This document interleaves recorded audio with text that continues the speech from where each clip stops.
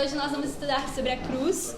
E antes de tudo, antes de qualquer coisa, a gente precisa entender o que foi, o significado, de onde surgiu, qual que é a história da cruz. Então, o significado de cruz é instrumento de tortura e execução, formado de 2 toras transversais onde se pregavam as vítimas.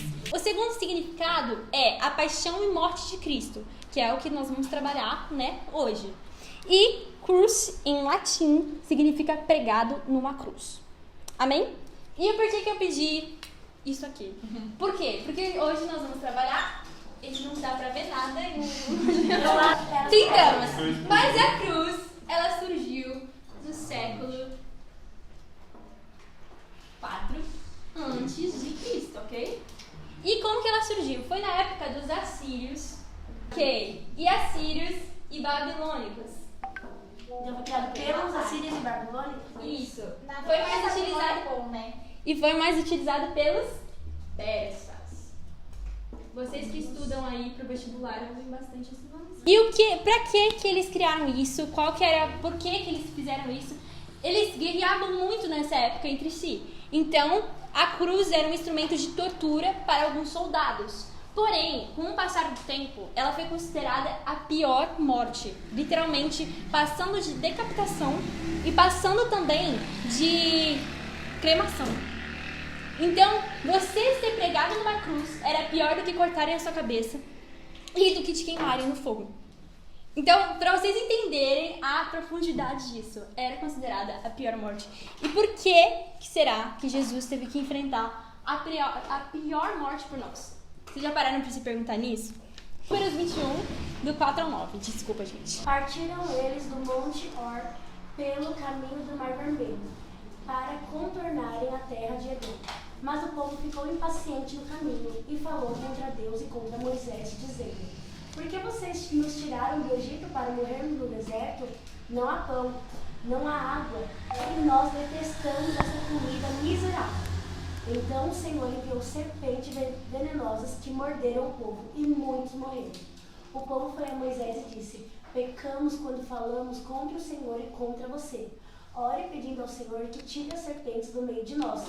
E Moisés orou pelo povo. O Senhor disse a Moisés: Faça uma serpente e coloque-a no alto de um poste.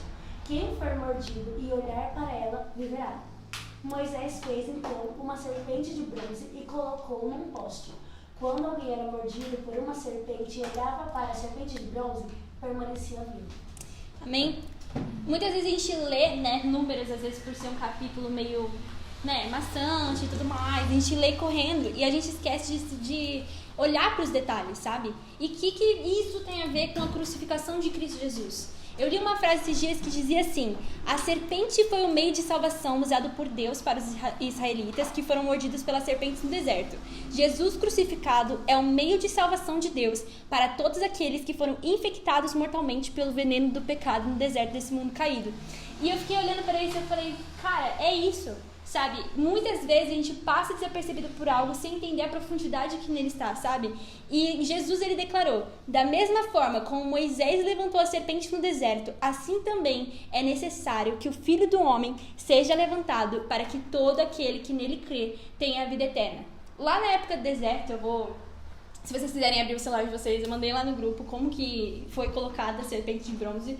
Foi literalmente como Jesus, sabe? Foi literalmente numa mini cruzinha, sabe? Então, olhando para isso e se deparando com o contexto da época, a gente consegue entender que foi um momento de ira de Deus ter lançado aquelas serpentes.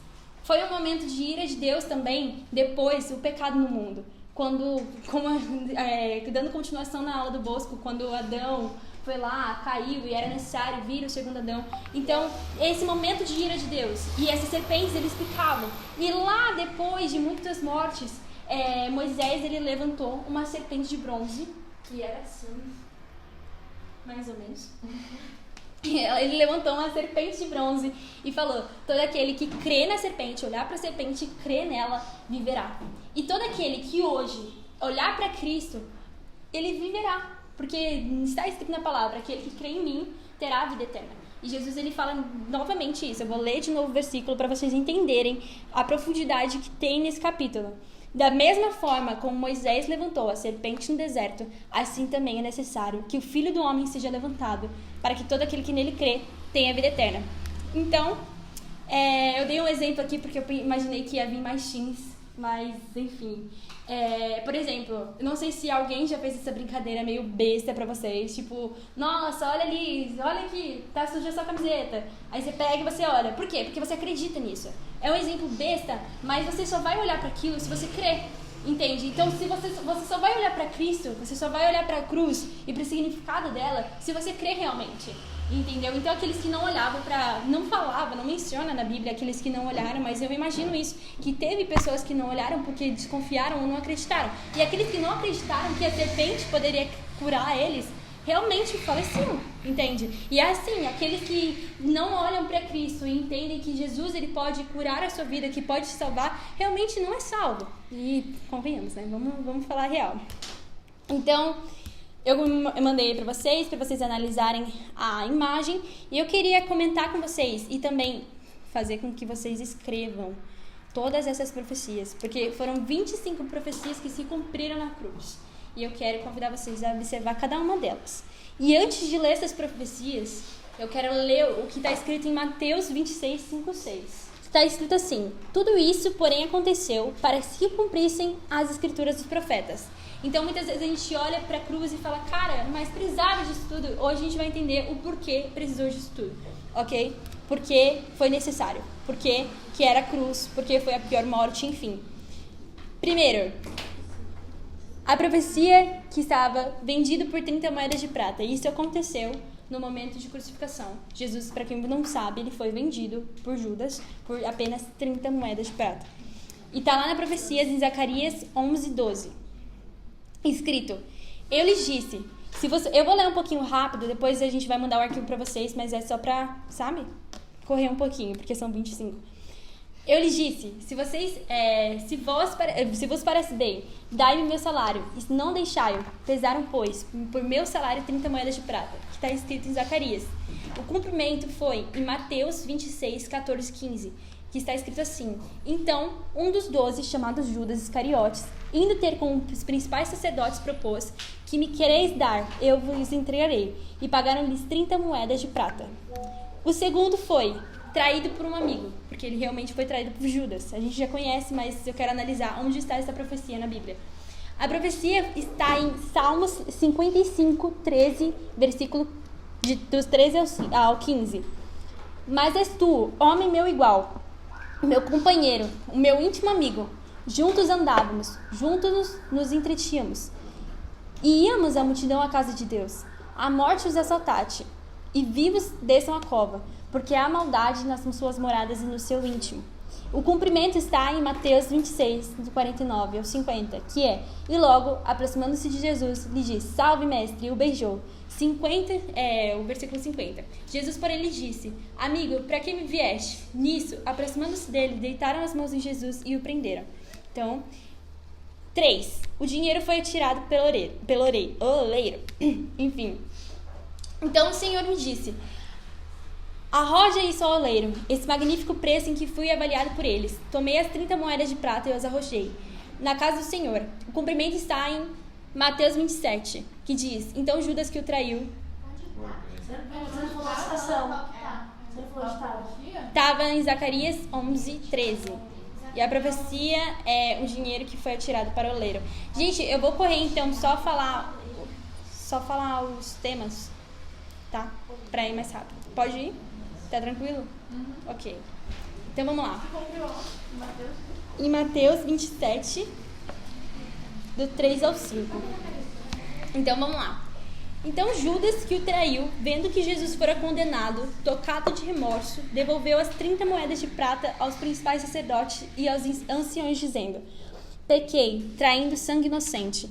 Eles, porém, responderam: que nos importa? Isso é contigo. Então Judas, atirando com o santuário as moedas de prata, retirou e enforcou-se. No 4, que diz: os discípulos o abandonaram. E a profecia está em Zacarias também.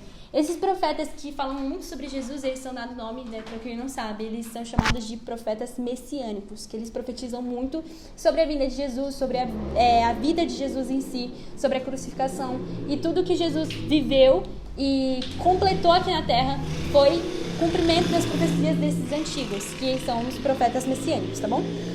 A profecia está em Zacarias 13, versículo 7, diz: Desperta, ó espada, contra o meu pastor e contra o homem que é o meu companheiro, diz o Senhor dos Exércitos. Fere o pastor e as ovelhas ficarão dispersas, mas volverei a mão para os pequeninos. E o cumprimento está em Mateus 26, 5 e 6. Então os discípulos todos deixando fugiram. Acusados por falsas testemunhas, que está em Salmo 35, 11, que também aconteceu durante a crucificação de Jesus. O 5. Acusado por falsas testemunhas. Acusados por falsas testemunhas. Sim, o 4 é os discípulos o abandonaram. Eu vou falar só o tema, gente, e depois vocês leem detalhadamente, tá bom? Mas é só para pontuar aquilo que se cumpriu na vida de Jesus. Os discípulos abandonaram. Ele foi acusado por falsas testemunhas. Eles bateram e cuspiram nele. Isso tá, os profetas antigamente profetizaram isso sobre a vinda de Jesus e como ele se entregaria, né, para os inimigos, enfim. Ele ficou mudo diante dos seus acusadores. Ele foi ferido e pisado. Ele sucumbiu sobre o peso da cruz. Ele teve as mãos e os pés transpassados. Ele foi crucificado junto com os malfeitores. Ele orou pelos seus inimigos. Eles menearam a cabeça. As pessoas zombaram de Jesus. Calma aí. Eles o olhavam, suas vestes foram repartidas e sorteadas, foi abandonado, foram lhes dado vinagre e fel. Ele entregou seu espírito a Deus. Seus amigos ficaram de longe, seus ossos não foram quebrados. Isso é um ponto muito importante que eu quero ler ele com vocês, esse especificamente. Que diz assim: preserva-lhe todos os ossos, nenhum deles sequer será quebrado. Salmos 34, 20. E o cumprimento está em João 19, do 33 ao 36. Chegando-se, porém, a Jesus, como vissem que já estava morto, não lhe quebraram as pernas, mas um dos soldados lhe abriu o lado com uma lança e logo saiu sangue e água. Aquele que isso viu testificou, sendo verdadeiro o seu testemunho. E ele sabe o que diz a verdade, para também vocês creem. Isso aconteceu para se cumprir a escritura. Nenhum dos seus ossos será quebrado. Porque o que acontecia? Antigamente, né, quando a pessoa era crucificada, eles literalmente, para conferir se ela estava realmente morto, porque como, né, enfim, tá dando apoio ainda, eles iam lá e quebravam os ossos, tá, para a pessoa realmente falecer. E aí eles não creram que Jesus, em tão pouco tempo, ele já estava morto. Aí eles foram lá e cutucaram com uma lança para ver que realmente estava morto e para se cumprir aquilo que profetizaram, que Jesus não teve nenhum dos seus ossos quebrados, tá bom? No 22, seu coração parou. 23, seu lado foi traspassado. 24, trevas sobre a terra, porque quando aconteceu a crucificação, o véu se rompeu, teve trevas, teve terremotos, enfim, foi todo um mover ali. E 25, ele foi sepultado num túmulo de um rico. Então, todas as cenas, todas as partes da crucificação, do contexto histórico, de tudo que foi profetizado sobre Jesus, se cumpriu. Mas não é só isso que a gente quer, a gente vai se aprofundar mais também, mas só para vocês entenderem que a crucificação, ela foi literalmente o cumprimento do plano perfeito de Deus. A crucificação de Jesus foi o plano perfeito, estabelecido há muito tempo. Porque Jesus, ele teve uma conversa com seus discípulos, ele falou assim, quando a gente pensa, cara, mas a crucificação foi uma morte tão dolorida, por que, né? Por que isso? E quando Pedro se questionou sobre isso, quando os seus discípulos estavam se questionando sobre isso, ele falou, acaso eu não vou beber o cálice que meu pai me deu? E ele falou, né, ele olhou e ele falou assim, cara, eu poderia chamar anjos agora, nesse momento. E os anjos iriam guerrear por mim. Meu pai liberaria um exército de anjos. Mas eu escolhi, foi uma escolha de Jesus se posicionar e se entregar para a cruz. Foi uma escolha de Jesus, mesmo mediante o nervosismo, porque ele era 100% homem. Então, na Bíblia diz que ele suou sangue. Ele estava muito nervoso lá antes, né, no pré-acontecimento. Mas mesmo assim, ele se entregou por nós. Mesmo tendo a oportunidade de falar, Jesus, Deus, eu não quero mais, por favor, envie um exército de anjos, eu desisto. Não, ele literalmente ele se entregou por nós, por amor, por saber que aquilo precisava se cumprir. Amém? E pra quê? Pra que isso aconteceu? Ele já sabia que deveria ser feito, porque ele deveria morrer para que hoje nós tivéssemos a vida. E eu tava lá em live hoje e a pastora deu um exemplo muito legal. Ela nem sabia que a gente tava preparando a aula da cruz. E ela começou a falar sobre a crucificação. E ela comparou, literalmente, a crucificação com a cadeia alimentar. E ela falou assim, alguns animaizinhos que a dona Sabrina, que gosta dessas coisas, de estudar essas coisas, ela sabe mais explicar o motivo. Mas enfim, alguns animaizinhos, eles precisam comer outros para que eles se mantenham vivos, né? Alguns precisam morrer para que para que outras pessoas vivam. E uma frase que o Kevin Liu, quando ele foi na Barca do Flame, ele declarava muito, era: algo em mim precisa morrer para que minha geração viva. Algo em mim precisa morrer para que minha geração viva. E Jesus teve esse feeling, eu preciso morrer. Eu preciso ir, descer ao inferno e pegar a chave da vida eterna. Eu preciso fazer isso. Eu preciso enfrentar a morte para que eles não precisam mais enfrentar a morte. Sabe? Eu preciso morrer para que aqueles que virão após mim vivam e tenham a vida eterna. Sabe? Então, eu passei muito tempo antes da minha conversão sem saber que Jesus tinha ido ao inferno. Quem sabia disso? Eu não sabia. Enfim, e aí eu vi que passou os 3 dias. E os 3 dias, estava falando na Bíblia, né? Que ele teve que ir para o coração da terra. Enfim, ele enfrentou a morte, ele desceu ao inferno e ele pegou a chave da vida para que hoje nós tivéssemos a vida eterna. Então, isso é muito forte. Sabe, a gente fala assim, ele foi no inferno, o que tem? Era Jesus, sabe? Ok. Não é ok, é uma coisa profunda. Se a gente parar pra pensar que, cara, uma pessoa foi até o inferno pra resgatar a sua vida. Você tem noção disso? Do quanto você é precioso pra Deus? Do quanto você é valioso pra Ele? E a pessoa enfrentou a morte da maneira que Ele enfrentou pra que hoje você também pudesse ter a vida. E por que não hoje viver pra Ele? Entende? Por que não hoje entregar a nossa vida pra Ele? E Paulo teve esse discernimento. Paulo, ele teve a alegria da salvação. E muitas vezes quando a gente entra na religiosidade e a gente se fecha no sentido de ele morreu por mim, eu já sei disso, ele fez isso, eu já sei disso, mas a gente se fecha naquela realidade de que não entende a profundidade, sabe? E quando a gente não entende a profundidade, a gente não consegue viver o nosso propósito e a vida para Jesus, porque a gente se fecha numa caixa. E Paulo entendeu muito isso. Paulo, ele sempre pregou sobre a crucificação. Pedro também sempre pregou sobre a crucificação. E por que os apóstolos eles sempre pregavam sobre a ressurreição de Cristo? Por que eles sempre pregavam? Era o tema principal, às vezes, das pregações dele. Cristo morreu e ressuscitou. Principalmente pelos apóstolos, o Pedro, no começo. A pregação que ele fez, que mais de 3.000 pessoas se converteram. Porque eles entenderam que Jesus ele morreu e ressuscitou. Então, às vezes, a gente fala sobre isso, mas a gente não entende com convicção. Cara, ele ressuscitou, mas ele ressuscitou para que eu viva para ele hoje. Então, quando a gente tem esse feeling, quando a gente entende que agora nós não estamos mais vivendo para nós mesmos, quando a gente entende que agora nós vamos viver a vida para Jesus, a gente tem a eternidade em nossos corações. A gente tem os olhos da eternidade, onde essa terra nada mais importa. O que importa é ter uma vida rendida aos pés dele. Então, vamos lá. Em João 3,16, quem sabe falar esse versículo sem olhar na Bíblia? Porque Deus amou o mundo de Vamos todo mundo junto, vai. 3, 2, 1, já! Porque Deus amou o mundo de tal maneira que deu seu Filho unigênito para que todo aquele que nele crê não pereça, mas tenha a vida eterna. Tá, isso já respondeu tudo, né? Isso já respondeu aquilo que a gente conversou até aqui. Que Deus amou o mundo que ele entregou o seu único filho para morrer em nosso lugar. Ele entregou Jesus para que morresse. Ali era o nosso... A gente escuta muito isso. Cara, a cruz era minha. Nossa, a cruz era minha, aquela dor era minha. Mas será que a gente entende realmente? Sabe? Aquela dor? Sabe? Será que a gente entende realmente ou a gente só declara com os nossos lábios e o nosso coração não sabe o que é isso de verdade? Então, vamos lá. Ele não veio. Muitas vezes eu ouvi muito uma frase no início do meu ministério que falava sobre faça valer a pena.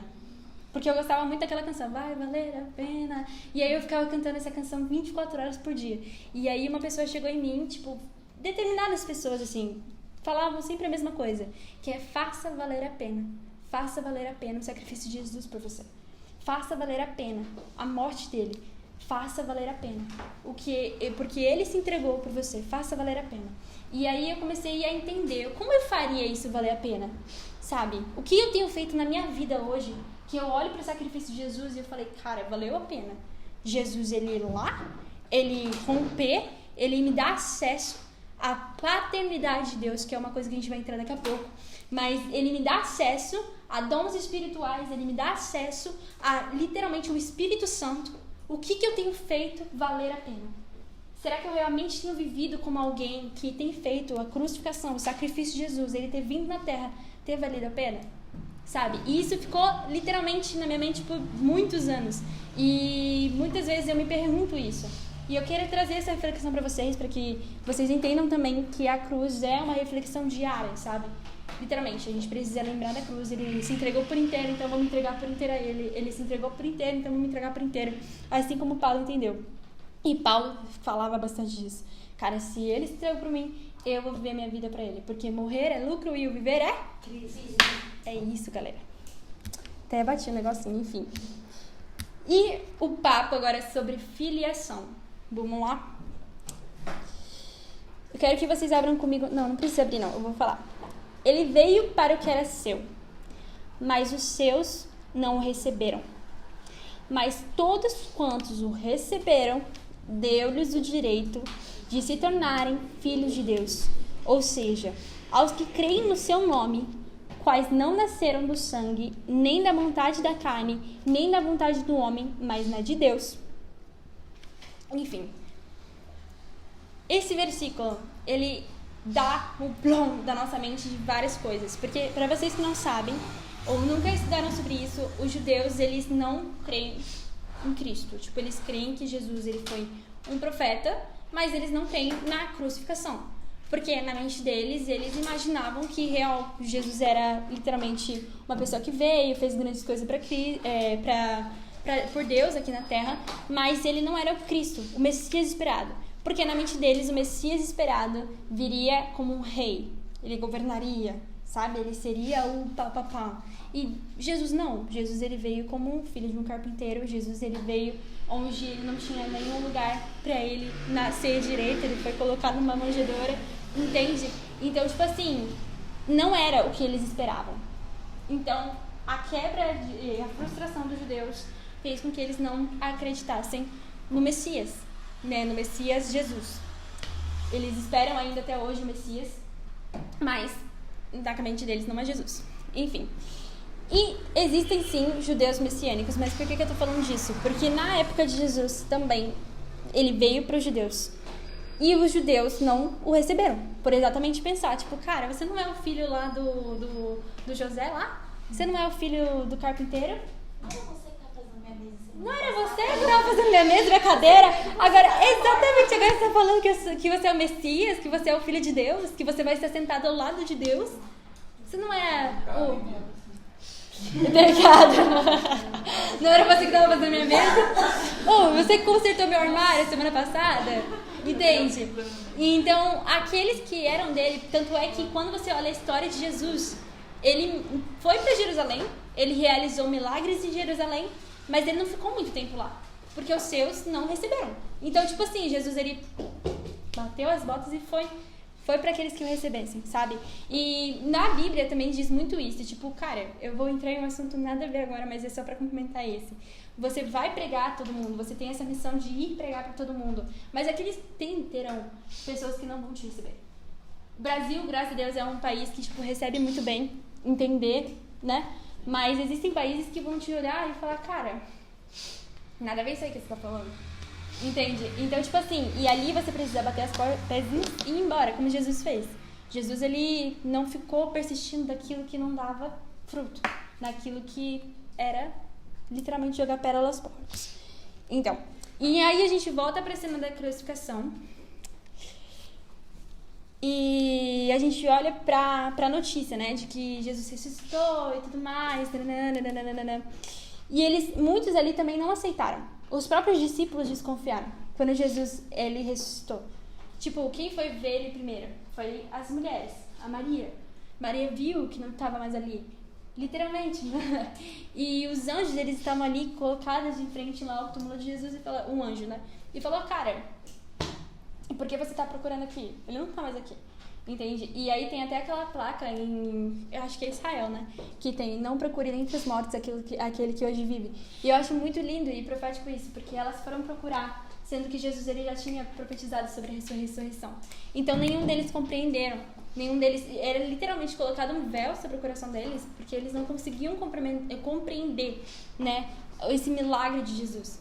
Então, demorou muito para eles acreditarem, no sentido de, foi lá em Emaús, quando Jesus ele se reuniu e quando ele partiu o pão, e aí os olhos se abriram, enfim, eles reconheceram que ele era o Messias realmente. Foi ali que eles realmente acreditaram em tudo que Jesus falou. E por isso, eu quero focar um pouquinho em Pedro, voltar nele, na história dele, porque Pedro ele foi o cara que ele andou com Jesus por muitos anos, 3 anos, enfim, muitos anos. Pedro ele estava ali lado a lado, ele era um dos discípulos mais íntimos de Jesus, que era Pedro, Tiago e João. E aí, isso foi a ação de Pedro, sabe? Ele olhou para aquilo que Jesus ia fazer e era uma coisa assim na mente dele: meu Deus do céu, como assim você tá falando que você vai morrer, cara? Você não era o Messias? Como assim você vai morrer? Tá repreendido. E aí Jesus olhou pra ele e, chamou ele de Satanás. Entende? Então Pedro, desde o início, questionou Jesus. Desde o início, quando chegou na hora, no momento que ele ia, ele falou assim: não, eu tô contigo. É nós pra sempre.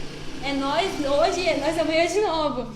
E aí Jesus olhou pra ele e falou assim: você tá mentindo, cara, porque amanhã mesmo você vai me negar 3 vezes. E ali, ele foi o cara que acompanhou desde a primeira vez que ele falou sobre a morte dele.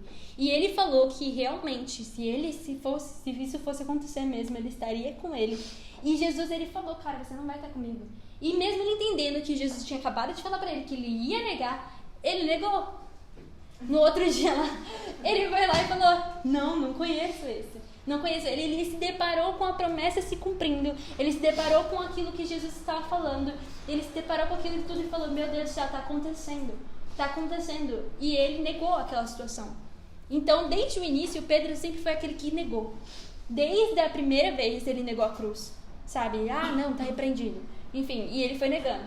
E quando chegou lá no dia da pesca, que ele desistiu de tudo, voltou a pescar, enfim.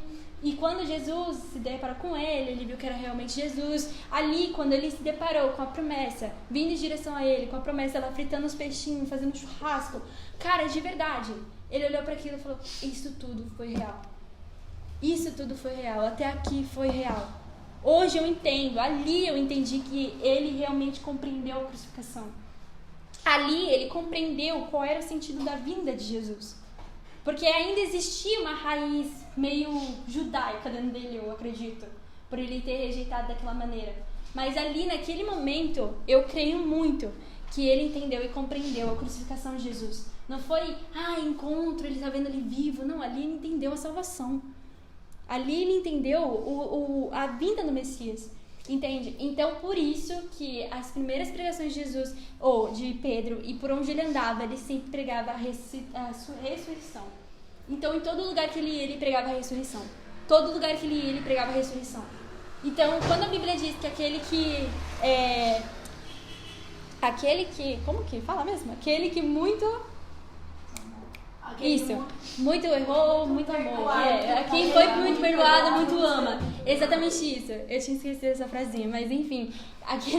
Quem foi muito perdoado, muito ama. E eu creio que isso se representa muito na vida de Pedro. Porque ele muito foi perdoado. Desde aquele momento, ele muito foi perdoado. E depois ele muito amou. E como que ele muito amou? Fazendo da vida dele, literalmente, uma mostra da vida de Cristo, da ressurreição de Cristo. As pessoas olhavam para Pedro, a sombra dele curava. Sabe? Isso é muito forte. Quando a gente fala sobre isso, a sombra dele curava. O Paulo, o tecido da roupa dele curava. Entende? Então são pessoas que realmente viviam a ressurreição do poder de Cristo. E voltando a Pedro rapidinho, só para finalizar. Pedro, ele falou muito sobre a crucificação. E no final de sua vida, para vocês que não sabem, ele foi posto numa cruz também. Só que ele olhou para a cruz, ele ficou desde o início da caminhada de conversão até o final pregando sobre a cruz. Entendendo sobre a cruz, compreendendo sobre a cruz. E no final da vida dele, ele foi para morrer por uma cruz. E ele olhou assim para a cruz e ele falou assim: eu não sou considerado digno de morrer como meu amado. E aí viraram a cruz dele de ponta cabeça. E isso é muito, muito forte, porque a gente entende que Pedro conheceu a verdade. Ele pregou daquilo que ele viu e daquilo que ele ouviu. E o que nós temos visto? O que nós temos escutado falar sobre Jesus? Será que a gente realmente tem pregado? Calma aí. Será que a gente realmente tem pregado aquilo que a gente viu e ouviu sobre a crucificação. E para finalizar, não poderia deixar de falar disso. Não, o Gabriel já tá assim, ó, olhando pro relógio. Para finalizar, e para literalmente encerrar esse assunto de cruz, tem um versículo muito conhecido de Jesus também. Se você quer vir após mim, negue a si mesmo, tome a sua cruz e siga-me. Exato. Então, quando Jesus ele declara isso para os seus discípulos, você só vai ser meu discípulo aquele que ama seu pai mais que eu, aquele que ama seu irmão mais que eu, aquele que ama sua esposa mais que eu, não é digno de mim. Mas aquele que é considerado digno de mim, para ser considerado digno de mim, tome a tua cruz e siga-me. A cruz, literalmente, o Gabriel falou muito isso, a cruz significa vergonha, significa o seu pecado, significa os seus erros. E por que a cruz significa isso? Por que a gente tem que carregar isso? Porque quando você mostra a sua vulnerabilidade, quando você mostra o seu pecado, quando você mostra de onde ele te tirou, você não está se glorificando. Isso mostra para você nunca se glorificar ou você se ensoberbecer. Mas para você entender que Cristo, ele morreu por você, ele ressuscitou e você só está aqui por conta dele. Entende? É isso que é carregar a tua cruz, sabe? É isso que é literalmente passar anos e anos na caminhada com Jesus, carregando a sua cruz, para você nunca se ensoberbecer e para você sempre lembrar o significado dela. Amém? E foi isso a aula de hoje, galera. Meu notebook também se ligou.